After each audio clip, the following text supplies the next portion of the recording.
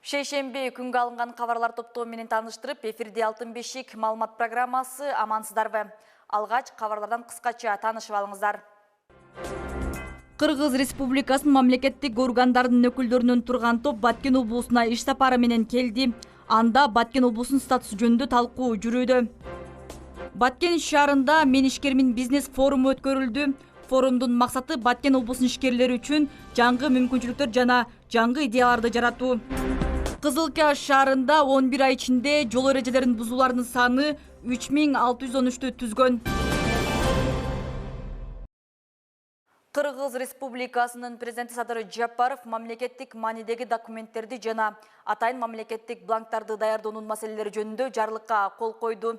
Жарлык Кыргыз Республикасынын аймагындагы мамлекеттик маанидеги документтерди даярдоону камсыз кылуу, мамлекеттик маанидеги документтерди жана атайын мамлекеттик бланктарды даярдоо боюнча мамлекеттик үлүшү бар жергиликтүү ишканалардын ишин натыйжалуулугун жогорулаттуу. Ошондой эле мамлекеттик маанидеги документтерди жасалмалоону болтурбоо максатында жарыяланды.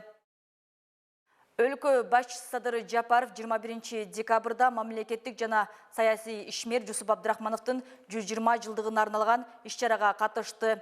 Элин деп кара башын канжыгага байлаган Жусуп Абдрахманов бүгүн эгемендүүлүгүбүздүн пайдалануу түптөдү деп белгиледи Кыргыз Республикасынын президенти Садыр Жапаров. Быйыл өлкөбүздүн эгемендүүлүгүнүн 30 жылдыгын белгилеп, бир катар иш-чараларды өткөрүп, көз карандысыздыктын маани маңызын, аны бизге тартуулап, мурас кылган ата-бабалардын басып өткөн байсалдуу жолун барктап, даңктоого аракет кылдык. Мына ушундай ары узак, ары татал жолду басып өтүп, мекенинин эгемендиги жана элинин эркиндиги үчүн каруусун казык, канын азык кылып, кийинки урпактарына керемет кыргыз жерин мурастаган кадимки Манас Барсбек баштаган бабаларыбыз болгон. Алардын аттары узун элдин уучуна, кыска элдин кыйырына кыйла белгилүү. Жаралгандан эле куюлуштура сүйлөгөн, уйкаштыра ыр айткан элибиз алардын басып өткөн нарктуу жолун даңазалап, ырдап олтуруп, каада салт, үрп адатыбызды, маданиятыбызды, жалпы эле жашоо философиябызды чагылдырган ааламда теңдеши жок Манас дастанын кошо таберик кылып тартуулаган экен.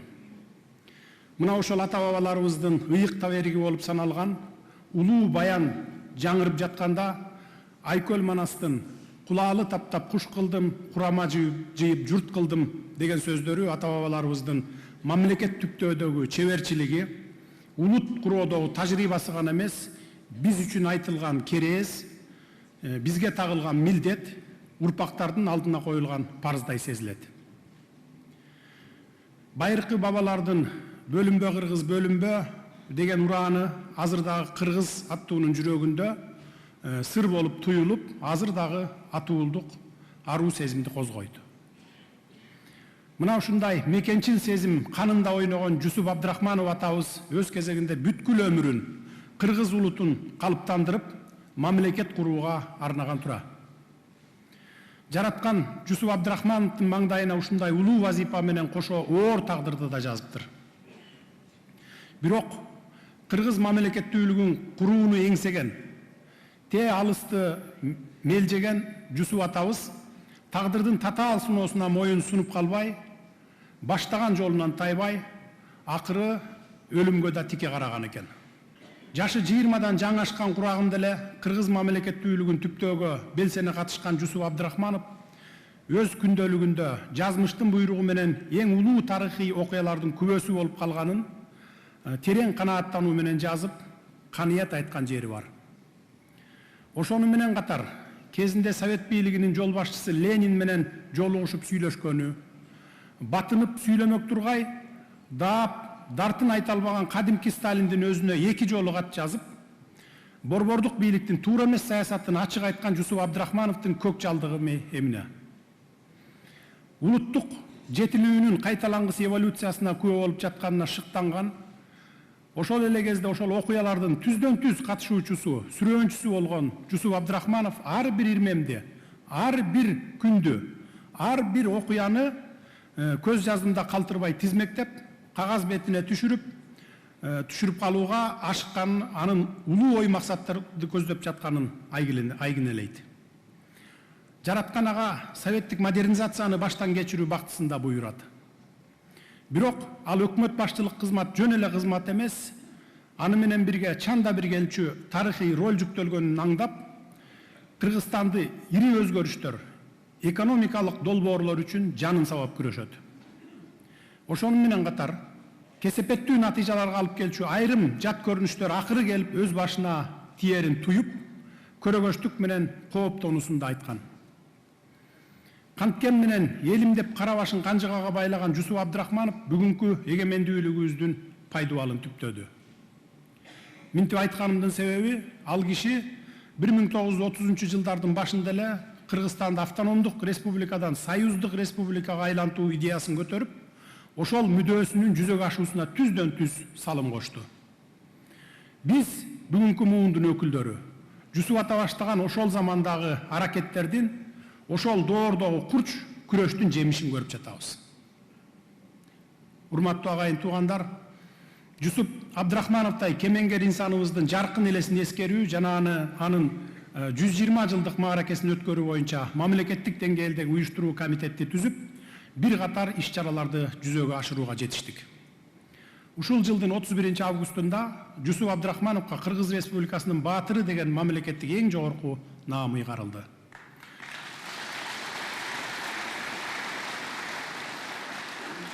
Муну менен биз кыргыз мамлекеттүүлүгүнө негиз салып, жол чапкан Жусуп атабыздын арбагынын алдында бир эсе жеңилдеп, бир эсе парыздыбыздан кутулгандай болдук.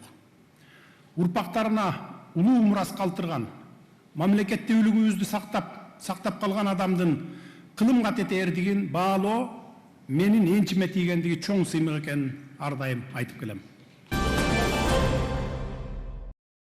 Кыргыз Республикасынын президентинин 2021 жылдын 10 сентябрындагы Баткен облусунун статусу жөнүндө номер 113 жарлыгын аткаруу максатында 21-23 декабрда Кыргыз Республикасынын мамлекеттик органдарынан өкүлдөрүнөн турган топ Баткен облусуна иш сапары менен келди.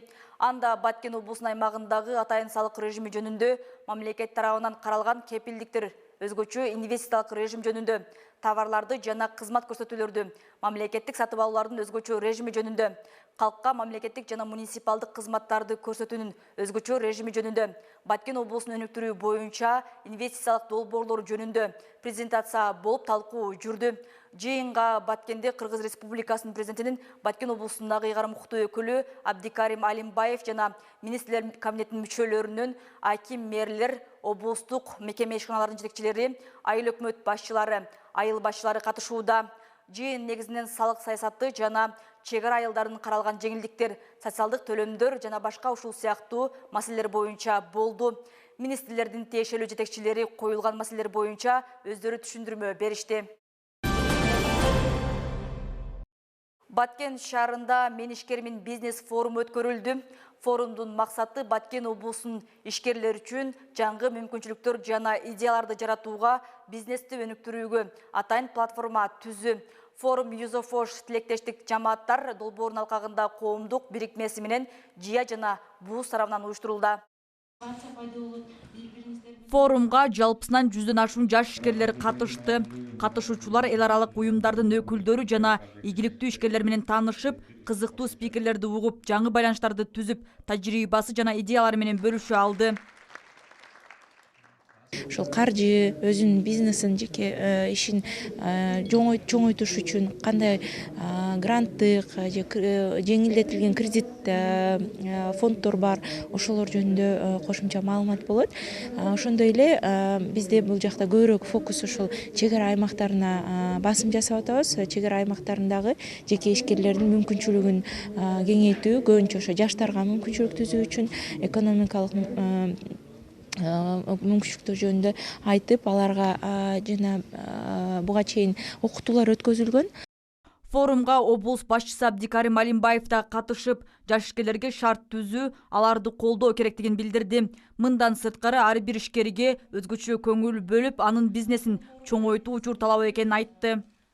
Бүгүнкү мен ишкермин деген ушундай бир жакшы мен ишкермин деген аттуу бизнес форумду уюштурган биздин кызматкерлер сиздерге чоң ыраазычылыгымды билдирем.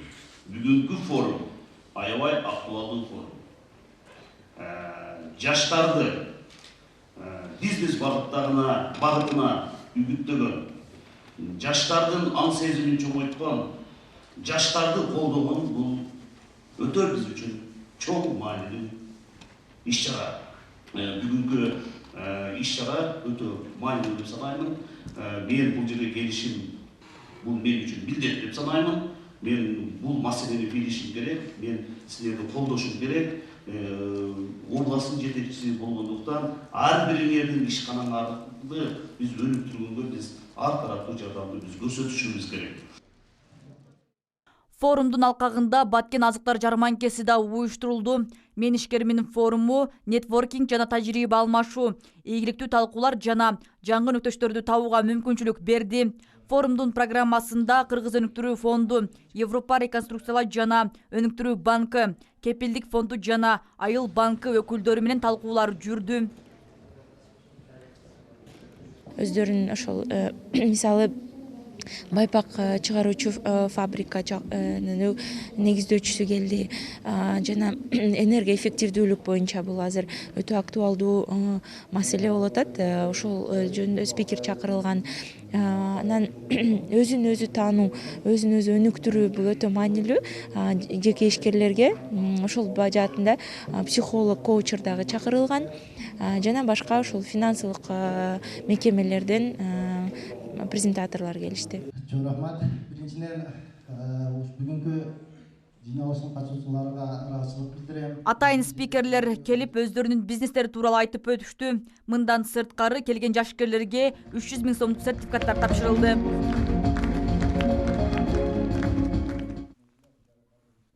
Иш-чара тилектеш жамааттар долбоорунун алкагында уюштурулууда. Долбоор Европа биримдиги жана Германия өкмөтү тарабынан каржыланып, Юзофош тарабынан ишке ашырылууда. Юзофош долбоору Кыргызстанда 13 жылдан бери активдүү иштеп жаткан прогрессивдүү жаштар уюму. Нурзат Кабылжан кызы, Куштар Абдыкаар уулу, Алтын бешик жаңылыктары.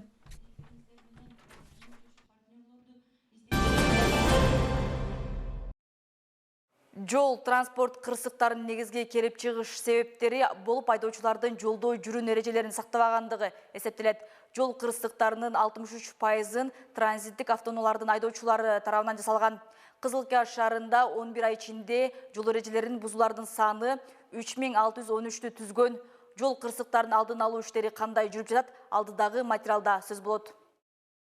Кызылкия шаарында узап бараткан жылдын 11 айында 59 жол кырсыгы катталган. Анын 24-ü жөө жүргүнчүнү койдуруп кеткен.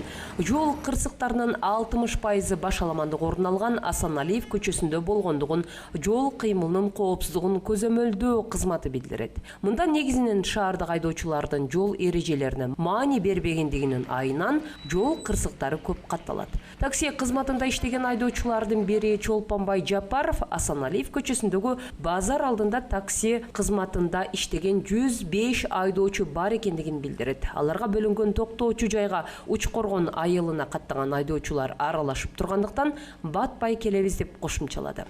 Анан Учкоргон таксилери коет берге. Анан башка айдоочулар келет. Чужойлорчу. Анан биз бияка койбогон болсок, олар дагы коюп коет мынакка, кечке турат. Мына банкта иштегендер машиналары бар. Базарда иштегендер машиналары бар. Булар баары коет да мынакка кечинде. Келет кечке турат нерде. Кийин анан биз келип койгонго места жок. Анан айла жоктугунан туруп атабыз жолго. Дагы бир айдоочу Азиз Ысманов жол башаламандыгына айдоочулар өздөрү күнөөлүү экендигин айтат. Ал эми аталган көчөдө унаа токтотуучу болуп иштеген Келлибек Момуновдун пикиринде жөө жүргүнчүлөр өтүүчү жол сызыкты туура эмес сызылган. Ушул себептен унаалар өтүүчүлөргө жол бербей жаткандыгын билдирди. Шаардыктар бул көчөгө жол кыймылынын коопсуздугун камсыз кылуучу кызматкер турушу керек дешет. Бес парада экен болуп атат. Мана келип азыр айлар ham кичине неме кылалар деп атат мында. Тартып келгенде шоферлор өзү неме кылыш керек, тартипке келтириш керек да. Эми айдоочулар мисалы үчүн майка коюп кетсе, мен стоянка десек, бир жол деп кетип атат. Пешеходду мына чызган жагынан өтүш кыйын болуп атат да. Шуну паласаны мында туруп чызганда адамдар баягыдай болуп этеди, түз өтүп кетет эди. Азыр кыйшыкта караганда, у жакта аян токтойт, бу жакта аян токтойт. Түз болгондо Adam oңой болуп кетет. Адамдарга эми удобно, шоклорго эми удобно болот экен. Анан кылып базардын оозунда таза турса жакшы болот экен. Көрүп атасыңдар, жакшы адам.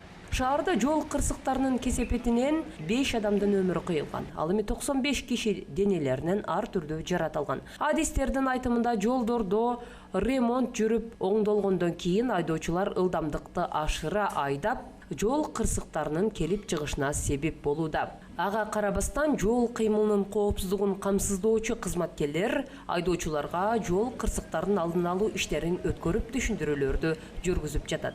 Аталган кызматтын башчысы Элдияр Сыранов Асаналиев көчөсүндө унаа токтоочу жайлар жетишсиздиги негизги көйгөй деп атады.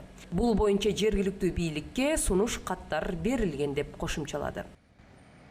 Ошол базардын алдында тыгындарды азайтуу максатында ошол жерде таксилер менен жолугушуп, эл менен жолугушуп, аларга алдын ала түшүндүрүү иштерин жүргүзүп атабыз. Жол тыгындарын азайтуу максатында атайын мэрияга сунуштамаларды даярдап бердик. Бүгүнкү күндө мэрия анан жергиликтүү депутаттар аларда биздин ошо берген сунушубуз боюнча иштешип атат, караш берип атат. Кудай буйрса жаңы жылдан баштап ошол стоянкаларда чечилип, жолдорубуз жакшы болсо ушул жол тыгындары жоюлат. Кызыл Кыя шаары боюнча жол кыймылынын коопсуздугун камсыздоочу 6 кызматкер бар. Облустук башкармалык тарабынан кошумча 2 кызматкер тартылган, ага карабастан дагы 3 кызматкер жетишсиз болууда. Ал эми шаар ичинде 39 жол белгилери жетишсиз болуп жатат. Белгилери боюнча жетишпеген, мына күзгү обследованияда жетишпеген знактарды эсебин чыгарып бергенбиз. 39 предписание бергенбиз. Бүгүнкү күндө жаңылап алмаштыруу же болбосо жетишпеген, кыскасы 39 жол белгиси жетишпейт да. Кодекс өзгөргөндүгүнө байланыштуу 1 декабрдан өзгөрүү кирген бизге. Ошондо мурун мал сабалды айдаган автоунааларга биз өзүбүз тараптан инспектор тарабынан эле токтом чыгарылса, азыркы күндө сотко жөнөтүлүп, сот тарабынан 3 күндөн 5 күнгө чейин жанагы административдик камакка алуу бар. 30 сааттан 40 саатка чейин общественный работага тартуучу жагдайы бар. И 17.500 сом айып пулу бар да. Ошондо айып пулдун көлөмү өстүмү? Көлөмү повторный түшкөндөргө өстү, кайрадан түшкөндөргө. Буга чейин өлкө башчы Садыр Жапаров министрликке жол кырсыктарынын алдын алуу боюнча иш-чаралар комплексин күчөтүүнү тапшырган. Буга акыркы мезгилдерде адамдардын өмүрүн алган ири жол кырсыктарынын саны көбөйгөндүгү жүйө болгон. Учурда шаар ичинде жол кыймылынын коопсуздугун камсыздоо кызматкерлери көзөмөлдү күчөтүп, 18 декабрдан 22 декабрга чейин жолдо жүрүү, ошондой эле 31 декабрга чейин ролдо жүрүү рейдтерди өткөрүүдө. Эскерте шаарда 11 ай ичинде жол эрежелерин бузгандардын саны 3613-кө жеткен. Анын ичинде мас абалда унаа айдагандар 125 айдоочу катталган. Жалпысынан 4582 протоколдор түзүлгөн. Алтынай Шабиденова, Ислам Аманов, Алтын бешик жаңылыктары.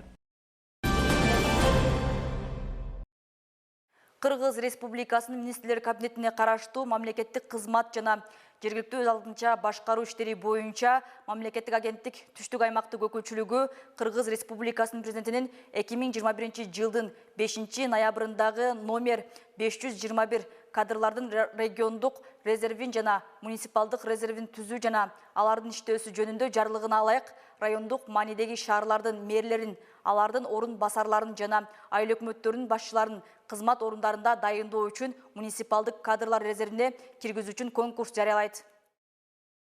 Министрлер кабинетине караштуу мамлекеттик кызмат жана жергиликтүү өз алдынча башкаруу иштери боюнча мамлекеттик агенттиктин түштүк аймактык өкүлчүлүгү Кыргыз Республикасынын президентинин 2021 жылдын 5 ноябрындагы номер 521 кадрлардын региондук резервин жана муниципалдык резервин түзүү жана алардын иштөөсү жөнүндө жарлыгына ылайык райондук маанидеги шаарлардын мэрлеринин, алардын орун басарларынын жана айыл өкмөттөрүнүн башчыларынын кызмат орундарына дайындоо үчүн муниципалдык кадрлар резервине киргизүү үчүн конкурс жарыялайт.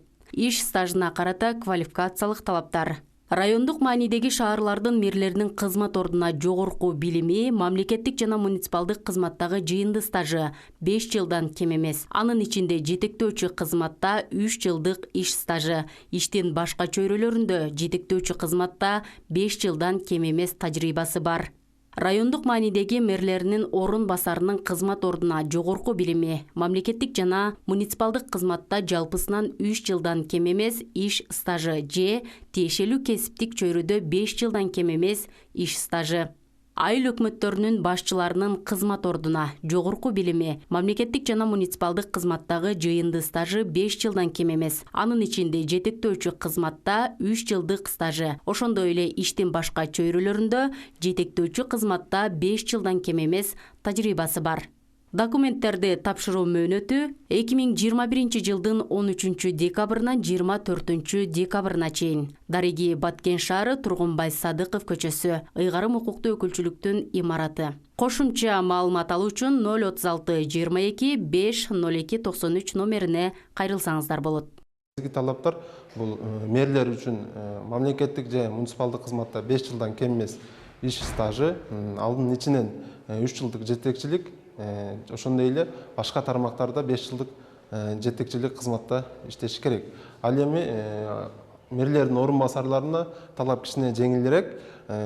Алар мамлекеттик же муниципалдык кызматта 3 жылдан кем эмес иштеши керек, же болбосо башка тиешелүү кесиптик чөйрөдө 5 жылдан кем эмес иш стажы болушу керек. Ал эми айыл өкмөт башчыларына деле мэрлер сыяктуу 5 жыл мамлекеттик же муниципалдык кызматта, ошонун ичинен 3 жылдык жетекчилик кызматта иштеген болушу керек. Саламаттыкты сактоонун 1700 буйругунун негизинде 20 декабрдан баштап 2021 жылы Буверни доза менен коронавируска каршы мурда алган вакциналары толук бүткөндөр интервалды сактап кошумча дозаны алсалар болот. Айрыкча 60 жаштан өткөндөр, өнөкөт оорулары бар, контактта болгондор, акырындап бардык жаштагылар каалоолору боюнча 6 айдан ашкан жаш балдарга дагы берилет. Кыргызстанда 21 декабрга карата коронавирустан 2 адам каза болду. Илдеттен 41 бейтап айыгып чыкты. Жуктуруунун 51 жаңы учуру катталды. Бул тууралуу республикалык штабтан маалымдады. Чүй облусунда 16, Бишкек шаарында 14, Жалал-Абад облусунда 9, Ысык-Көл облусунда 5, Баткен облусунда 3, Ош облусунда 3, Ош шаарында 1, ал эми Нарын жана Талас облустарында коронавирустун жаңы учуру катталган жок. Коронавирустан жалпы 2786 адам көз жумду. Учурда 303 бейтап ооруканада, ал эми 345 бейтап үй шартында дарыланууда. Ошондой эле 21 декабрга карата 9197 адам COVID-19-га каршы вакцина алды. Анын ичинен 4317 адам биринчи дозасын алса, ал эми экинчи доза менен 4880 адам эмделди. Акыркы айларда, айрыкча ошо ноябрь-декабрь айларында элдин келүүсү абдан жакшы.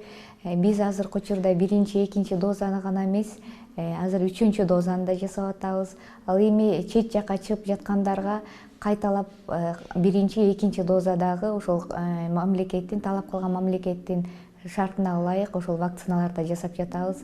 Ал эми 3-чү дозага көбүнчө 60 жаштан өйдөккө жарандар келип атат. Андан сырткары кандайдыр бир өнөкөт оорусу бар, иммунитети ылдый болгон жарандар дагы ошо кайталап эмдөө үчүн 6-чы дозага келип атат. Токтогул суу сактагычында суунун көлөмү 10 миллиард 465 миллион куб метрди түздү. Бул тууралуу электр станциялары ишканасынын басма сөз кызматы билдирет. Маалыматка ылайык суунун агып келиши секундасына 182 куб метрди түзсө, агып чыккан суунун көлөмү 502 куб метрге жетүүдө. Быйыл Токтогулда суу кескин азайып, кооптуу жекке жеткен. Апрель айында ГЭСтеги суу 8,5 миллиард куб метрге чейин төмөндөдү. Кыргызстанда мектеп окуучуларынын кышкы каникулу 31 декабрда башталат. Бул тууралуу Билим берүү жана Илим министрлигинен кабарлашты.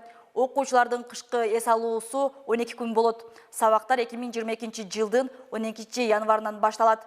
2021-2022 окуу жылында жалпы билим берүү уюмдарында сабактар 2022 жылдын 8 июнунда аяктайт. Өлкө жана Үргүзар аймагындагы акыркы кабарлар мына ушулар болду. Кечиңиздер көңүлдүү улансын, амандыкта көрүшөлү.